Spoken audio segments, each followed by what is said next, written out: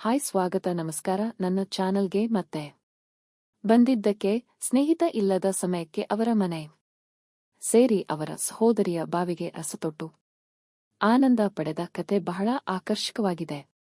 ಯಾವುದೇ ಭಾಗವನ್ನು ಹೊಡೆದು ಹಾಕದೆ ಕತೆಯನ್ನು ಕೊನೆಯೊಳಗೂ ಕೇಳಿ ಮುಗಿಸಿ. ಅರ್ಜುನ್ಗೆ ಈಗ 28 ವರ್ಷ. ಕಳೆದ 7 ವರ್ಷಗಳ ಹಿಂದೆ ಸಂಭವಿಸಿದ ಒಂದು ವಿಚಿತ್ರ ಸಂದರ್ಭದ ಬಗ್ಗೆ ಇಂದು ನಾನು ನಿಮ್ಮೊಂದಿಗೆ ಹಂಚಿಕೊಳ್ಳುತ್ತೇನೆ. ಡಿಗ್ರಿ ಮುಗಿಸಿದ ನಂತರ ಕೆಲಸ ಹುಡುಕಾಟದಲ್ಲಿ ಒಂದು ಲಾಡ್ಜ್ನಲ್ಲಿ ಇದ್ದ ನಾನು, ಅರ್ಜುನ್ ನನಗೆ ಒಬ್ಬ ಗೆಳೆಯನಾಗಿರುವ ಅವನು ಈಗ ಇಲ್ಲಿ ಇಲ್ಲ. ಅವನಿದ್ದ ಕಾಲದಲ್ಲಿ ನಾನು ಅವರ ಮನೆಗೆ ಹೋಗಿ ಬರುತ್ತಿದ್ದೆ. ಅವನ ಮನೆಯಲ್ಲಿದ್ದ ಅವರ ಸಹೋದರಿ ಲಕ್ಷ್ಮಿ ಬಹಳ ಸೌಮ್ಯವಾಗಿದ್ದಳು. ಇನ್ನು ಅವರ ಹೆಸರಿಗೆ ಅನುರೂಪವಾಗಿ ಸುಂದರವಾಗಿದ್ದಳು. ಮಲ್ಲಿಗೆಯಂತ ಕಣ್ಣುಗಳು, ಉದ್ದ ಕಪ್ಪು ಕೂದಲು, ನಾಜೂಕಾದ ಮೂಗು. ಹೀಗೆ ವರ್ಣಿಸುತ್ತ ಹೋದರೆ ಯಾವ ಮಾತುಗಳು ಸಾಕಾಗುವುದಿಲ್ಲ. ಒಟ್ಟಿಗೆ ನೋಡಿದರೆ ಪರಲೋಕದೊಬ್ಬ ದೇವಿಯಂತೆ ಕಾಣುತ್ತಿದ್ದಳು.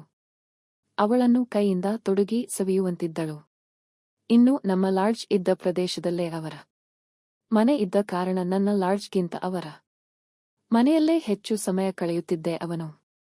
ಅವನು ಸಹ ಆಗಾಗ ಲಾಡ್ಜ್ಗೆ ಬರುತ್ತಿದ್ದ. ನಾನು ಅವರ ಮನೆಗೆ ಹೋದಾಗ ಲಕ್ಷ್ಮೀ ಅಕ್ಕ ಚೆನ್ನಾಗಿ ನೋಡಿಕೊಳ್ಳುತ್ತಿದ್ದಳು. ಆದರೆ ಅವಳನ್ನು ನೋಡಿದರೆ ನನಗೆ ಯುವಕನ ಸಹಜ ಆಸೆಗಳು ಉತ್ತೇಜಿತಗೊಳ್ಳುತ್ತಿದ್ದವು. ಅವಳು ಕಾಫಿ ನೀಡುವಾಗಲೆಲ್ಲ ಆ ಸೌಂದರ್ಯವನ್ನೇ ನೇರವಾಗಿ ಗಮನಿಸುತ್ತಿದ್ದೆ. ಅಲ್ಲದೆ ಅವಳು ಮನೆ ಗುಡಿಸುವಾಗ ಅಥವಾ ನೆಲವೊರೆಸುವಾಗ ಅವಕಾಶ ಬಂದಾಗ ಕಣ್ಣುಗಳಿಂದ ತುಂಬಿ ಹಿಡಿಯುತ್ತಿದ್ದೆ. ಇನ್ನು ಲಕ್ಷ್ಮೀ ಅಕ್ಕನ ಗಂಡನು ಹೋಟೆಲ್ ಕಂಪನಿಯಲ್ಲಿ ಕೆಲಸ ಮಾಡುತ್ತಿದ್ದ. ಹೀಗೆ ಒಂದು ದಿನ ನಾನು ಅವರ ಮನೆಗೆ ಹೋದಾಗ ಅವನು ಪಟ್ಟಣಕ್ಕೆ ಹೊರಟಿದ್ದ.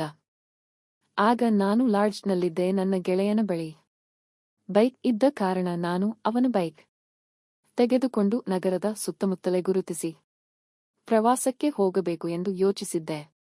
ಆದರೆ ನನ್ನ ಬಳಿ ಬೈಕ್ ಇಲ್ಲದ್ದರಿಂದ ಅವರ ಮನೆಗೆ ಅವನ ಬೈಕ್ ಕೇಳಲು ಹೋದಾಗ ಅವಳು ನನ್ನನ್ನು ಒಳಗೆ ಕರೆದು ಕಾಫಿ ನೀಡಿದಳು. ಅವಳು ಏಕೆಯೂ ಪಟ್ಟಣಕ್ಕೆ ಹೋಗಿಲ್ಲ, ಅವನು ನನ್ನ ಬಳಿ ಗೆಳೆಯನ ಮನೆಗೆ ಹೋಗಿದ್ದಾನೆ ಎಂದು ಸಣ್ಣಗೆ ಹೇಳಿದಳು. ನಾನು ಇಲ್ಲೇ ಇದ್ದು ನಗರದಲ್ಲಿ ಸ್ವೇಚ್ಛೆಯಾಗಿ ತಿರುಗಾಡಬೇಕು ಎಂದು ನಿರ್ಧರಿಸಿ ಅಲ್ಲೇ ಉಳಿದೆ. ಅವಳು ಹೇಳಿದಳು, ನಿನಗೆ ಬೈಕ್ ಕೊಡುತ್ತೇನೆ, ಆದರೆ ಒಂದು ಷರತ್ತು ಇದೆ. ನಾನು ಹೇಳಿದಾಗ ಸ್ವಲ್ಪ ನನ್ನ ಮೋಡಿ ಸಂಭೋಗ ವಶೀಕರಣ ಸ್ಪೆಷಲಿಸ್ಟ್. ವಶೀಕರಣಕ್ಕೋಸ್ಕರನೇ ಕರೆ ಮಾಡಿ. ಮಹಾಕಾಳಿ ತಾಂತ್ರಿಕ ಪೀಠಂ ಶ್ರೀ ಮಹಾ ಅಘೋರ ತಪಸ್ವಿ. ನಿಮ್ಮ ಪ್ರೀತಿಯನ್ನ ಮರಳಿ ಪಡೆಯಬೇಕೇ? ನಿಮ್ಮ ಪ್ರೀತಿಯನ್ನ ಮನೆಯಲ್ಲಿ ಒಪ್ಪುತ್ತಿಲ್ಲವೇ? ನೀವು ಇಷ್ಟಪಟ್ಟ ವ್ಯಕ್ತಿ ನಿಮ್ಮಂತೆ ಆಗಬೇಕೇ? ಲವ್ ಮ್ಯಾರೇಜ್ ನಲ್ಲಿ ಕುಟುಂಬದಿಂದ ಕಿರಿಕಿರಿಯಾಗುತ್ತಿದೆಯೇ? ನಿಮ್ಮ ಪತಿ ಅಥವಾ ಪತ್ನಿಗೆ ಪರಸ್ತ್ರೀ ಸಹವಾಸ ಬಿಡಿಸಬೇಕೇ? ಇಲ್ಲಿದೆ ಶಾಶ್ವತ ಪರಿಹಾರ. ವಶೀಕರಣ ಮತ್ತು ಶತ್ರು ಮುತ್ತಿಗೆಗೆ ಓಪನ್ ಚಾಲೆಂಜ್. ನಿಮ್ಮ ಕೆಲಸ ಕೇವಲ 2 ಗಂಟೆಯಲ್ಲಿ ಶಾಶ್ವತ ಸಮಾಧಾನ ಇಲ್ಲಿದೆ. ಕೆಲಸ ಆಗದಿದ್ದಲ್ಲಿ ನಿಮ್ಮ ಹಣ ವಾಪಸ್. ಗುಪ್ತ ಅಘೋರ ವಾಮ ಪದ್ಧತಿಯಿಂದ ಇಲ್ಲಿ ಶಾಶ್ವತ ಪರಿಹಾರ ಗ್ಯಾರಂಟಿ. ನೊಂದಿಗೆ ಹೋಗು, ನನಗೆ ಕೆಲವು ಕೆಲಸಗಳಿವೆ ಎಂದಳು. ನಾನು ಸರಿ ಎಂದೆ. ಆದರೆ ಅವಳ ಜೊತೆಗೆ ನಾನು ಎಂದು ಬಯಸಿದ್ದು ಹೋಗಿರಲಿಲ್ಲ ಅಥವಾ ಬೈಕ್ನಲ್ಲಿ ಪ್ರಯಾಣ ಮಾಡಿರಲಿಲ್ಲ. ಸಿಕ್ಕಿದ ಅವಕಾಶವನ್ನು ಹಾಳು ಮಾಡಿಲ್ಲ. ಅದಕ್ಕೂ ಮುಂಚೆ ಬಹುಶಃ ಹಲವು ಬಾರಿ ಅವರ ಮನೆಯಲ್ಲಿ ಏಕಾಂತದಲ್ಲಿ ಕೆಲಸ ಮಾಡಿದ್ದೆ.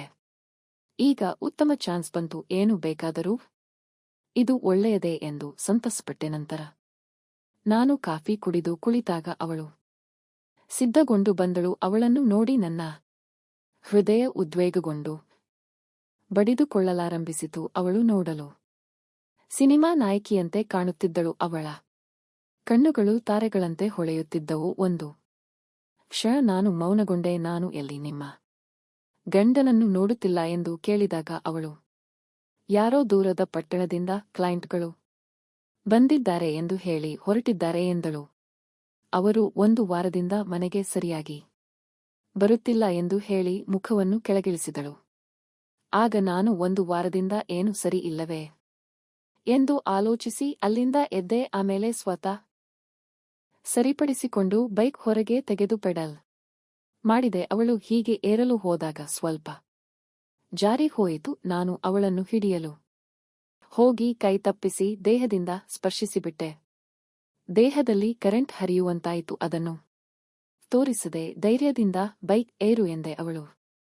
ನೀನು ಇದನ್ನೆಲ್ಲ ಹೇಳಿ ಏನೋ ಕಾಲು ಸ್ವಲ್ಪ ತಿರುಗಿತು ಅಷ್ಟೇ ಎಂದಳು. ನಾನು ಸರಿ ಬನ್ನಿ ಹೇಳಿ ಅಲ್ಲಿಂದ ಆರಂಭಿಸಿದೆ. ಆದರೆ ಹೊರಟುವಾಗ ಅವಳು ನನ್ನ ಭುಜದ ಮೇಲೆ ಕೈ ಇಟ್ಟಿದ್ದರಿಂದ ನನಗೆ ಒಂದು ರೀತಿಯ ಸುಖವಾಯಿತು. ಜೊತೆಗೆ ಬೈಕ್ ಚಲನೆ ಮಾಡುವಾಗ ಸಾಮಾನ್ಯವಾಗಿ ಬ್ರೇಕ್ ಹಾಕುವುದರಿಂದ ದೇಹ ಸ್ಪರ್ಶವಾಗುತ್ತಿತ್ತು. ಆದರೆ ಹೆಚ್ಚು ಬ್ರೇಕ್ ಹಾಕಿ ಎಲ್ಲವೂ ತಿಳಿದರೆ ಸಮಸ್ಯೆ ಎಂದು ರಸ್ತೆಯಲ್ಲಿ ಬ್ರೇಕ್ ಬಂದಾಗ ಮಾತ್ರ ಚೆನ್ನಾಗಿ ಬ್ರೇಕ್ ಒತ್ತುತ್ತಿದ್ದೆ. ಆಮೇಲೆ ಎಲ್ಲಾ ಖರೀದಿಗಳು ಮುಗಿದ ನಂತರ ಅವಳು ಬಾರೋ ಎಂದು ನಾನು ಯಾವಾಗಲೂ ಬಯಸಿದರೆ ಅಲ್ಲೇ ಊಟ ಮಾಡುತ್ತೇನೆ ಎಂದು ಹೇಳಿ ಒಂದು ರೆಸ್ಟೋರೆಂಟ್ ಗೆ ಕರೆದುಕೊಂಡು ಹೋಗಿ ಬೇಕಾದದ್ದನ್ನು ಆರ್ಡರ್ ಮಾಡಿ ತಿನ್ನುತ್ತಿದ್ದೆವು. ಅದೇ ಸಮಯದಲ್ಲಿ ಲಕ್ಷ್ಮಿ ಅಕ್ಕನ ಗಂಡನು ಯಾವುದೋ ಒಬ್ಬ ಸುಂದರ ಮಹಿಳೆಯ ಜೊತೆಗೆ ನಗುತ್ತಾ ರೆಸ್ಟೋರೆಂಟ್ನ ಮೇಲಿನ ಭಾಗಕ್ಕೆ ಹೋದರು. ಅವರನ್ನು ನೋಡಿದರೆ ಬಹಳ ಸ್ನೇಹಭಾವದಂತೆ ಕಾಣುತ್ತಿತ್ತು. ಬಹು ವರ್ಷಗಳಿಂದ ತಿಳಿದವರೆಂದು ಭಾವಿಸಿದೆ ನಾನು. ಗಮನಿಸಿದಾಗ ಲಕ್ಷ್ಮಿ ಅಕ್ಕ ಗಮನಿಸಿದಳು. ಈಗ ಇದನ್ನು ತಿನ್ನು ಎಂದು ಶೀಘ್ರವಾಗಿ ಹೇಳಿದಳು. ಆ ಸಮಯದಲ್ಲಿ ಲಕ್ಷ್ಮಿ ಅಕ್ಕನ ಗಂಡನು ಆ ಮಹಿಳೆಯ ಜೊತೆಯಿಂದ ಅಲ್ಲಿಂದ ಬೈಕ್ ತೆಗೆದುಕೊಂಡು ಹೊರಟರು. ಆಗ ಲಕ್ಷ್ಮಿ ಅಕ್ಕ ತಿನ್ನುವುದನ್ನು ಬಿಟ್ಟು ಬೇಗ ಬಾ ಎಂದು ಬಿಲ್ ಕೊಟ್ಟು ಅವರ ಬೈಕ್ ಅನ್ನು ಹಿಂಬಾಲಿಸು ಎಂದು ಹೇಳಿದಳು. ನಾನು ಬೈಕ್ ವೇಗವಾಗಿ ಚಲಿಸುತ್ತಿದ್ದೆ. ಆಗಾಗ ಮೆಲ್ಲಗೆ ಹಿಂದಿನಿಂದ ಸ್ಪರ್ಶವಾಗುತ್ತಿದ್ದಾಗ ಒಳಗೊಳಗೆ ಸಂತೋಷಗೊಳ್ಳುತ್ತಿದ್ದೆ. ಆದರೆ ಅದರ ಬಗ್ಗೆ ಹೆಚ್ಚು ಆಲೋಚಿಸುವಂತಿರಲಿಲ್ಲ. ಅವರ ಬೈಕ್ ಕೊನೆಗೆ ಬೇರೆ ಒಂದು ಪ್ರದೇಶದಲ್ಲಿ ಒಂದು ಮನೆಯ ಮುಂದೆ ನಿಂತಿತ್ತು. ಆಗ ಅವರು ನಗುತ್ತಾ ಒಳಗೆ ಹೋದರು.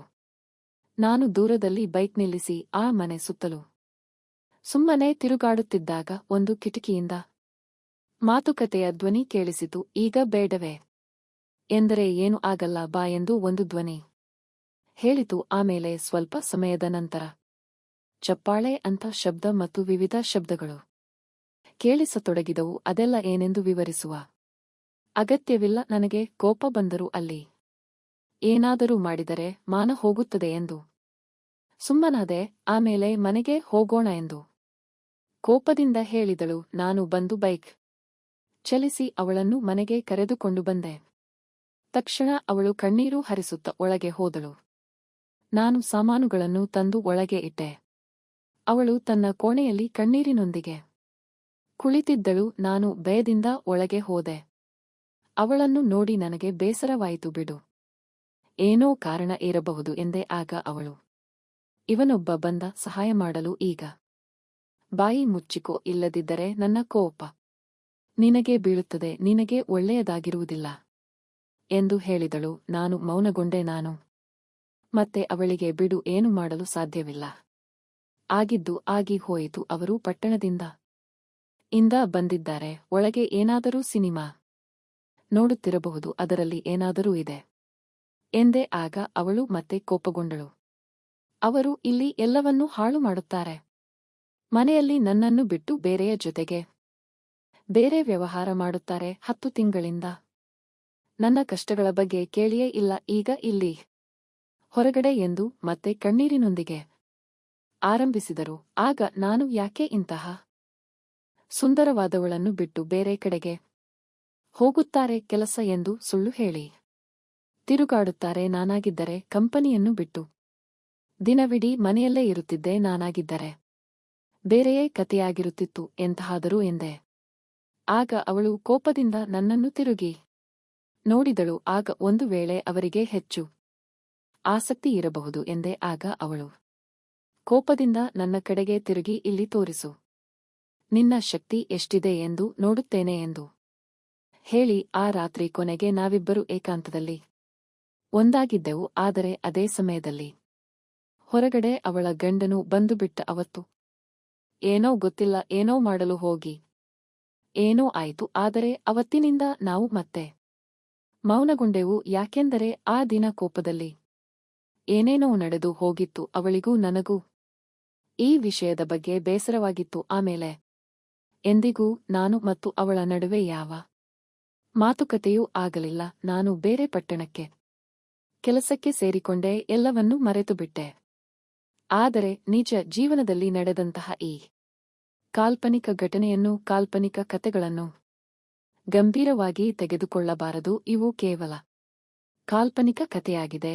ಪ್ರತಿಯೊಂದು ಕಥೆಯು ಒಂದು ಘಟನೆಯನ್ನು ಅಥವಾ ಸಂದರ್ಭವನ್ನು ಕೆಟ್ಟ ಅಂತ್ಯದೊಂದಿಗೆ ಹೊಂದಿರುತ್ತದೆ. ನಾವು ಸಮಾಜದಲ್ಲಿ ನ್ಯಾಯಯುತವಾಗಿ ಬದುಕಿ, ಸಮಾಜದ ನಿಯಮಗಳಿಗೆ ಒಳಪಟ್ಟು ಸಭ್ಯರಾಗಿ ಒಳ್ಳೆಯ ಜೀವನ ನಡೆಸಬೇಕು. ನಮ್ಮ ಬದುಕನ್ನು ಸುಂದರಗೊಳಿಸುವಾಗ ಕತೆಗಳನ್ನು ಓದಿ ಅವುಗಳಿಂದ ಪ್ರೇರಣೆ ಪಡೆಯಬೇಕು. ಇಂತಹ ಕಾಲ್ಪನಿಕ ಘಟನೆಯ ಕತೆಗಳಂತೆ ನಿಜ ಬದುಕಿನಲ್ಲಿ ಮಾಡಿದರೆ ಜೀವನಕ್ಕೆ ಮತ್ತು ಬದುಕಿಗೆ ತೊಂದರೆಯಾಗುತ್ತದೆ. ಜೊತೆಗೆ ನಮ್ಮ ದೇಶದ ಕಾನೂನು ಮತ್ತು ನೀತಿಗಳಿಗೆ ಮೌಲ್ಯ ಕೊಡಬೇಕು. ಆದ್ದರಿಂದ ಇಂತಹ ಕಾಲ್ಪನಿಕ ಕತೆಗಳಿಗೆ ಪ್ರಾಮುಖ್ಯತೆ ನೀಡದೆ ಎಂದಿಗೂ ತಪ್ಪುಗಳು ನಡೆಯದಂತೆ ಜಾಗರೂಕರಾಗಿ ಉತ್ತಮ ಬದುಕು ನಡೆಸಬೇಕು. ಇಂತಹ ಕಾಲ್ಪನಿಕ ಕತೆಗಳನ್ನು ಪ್ರೇರಣೆಯಾಗಿ ತೆಗೆದುಕೊಳ್ಳಬಾರದು. ಯಾರು ಇಂತಹದನ್ನು ಅನುಕರಿಸಬಾರದು. ಇವೆಲ್ಲ ತಪ್ಪು. ಇವುಗಳನ್ನು ಮಾಡಬಾರದು. ಕತೆ ಇಲ್ಲಿಗೆ ಮುಗಿಯುತ್ತದೆ. ಕತೆ ಇಷ್ಟವಾಯಿತೆ ಲೈಕ್, ಶೇರ್, ಕಾಮೆಂಟ್ ಮಾಡೋದನ್ನು ಮರೆಯಬೇಡಿ. ಇಂತಹ ಇನ್ನಷ್ಟು ಆಕರ್ಷಕ ಕತೆಗಳಿಗಾಗಿ ನನ್ನ ಚಾನಲನ್ನು ಸಬ್ಸ್ಕ್ರೈಬ್ ಮಾಡಿಕೊಳ್ಳಿ.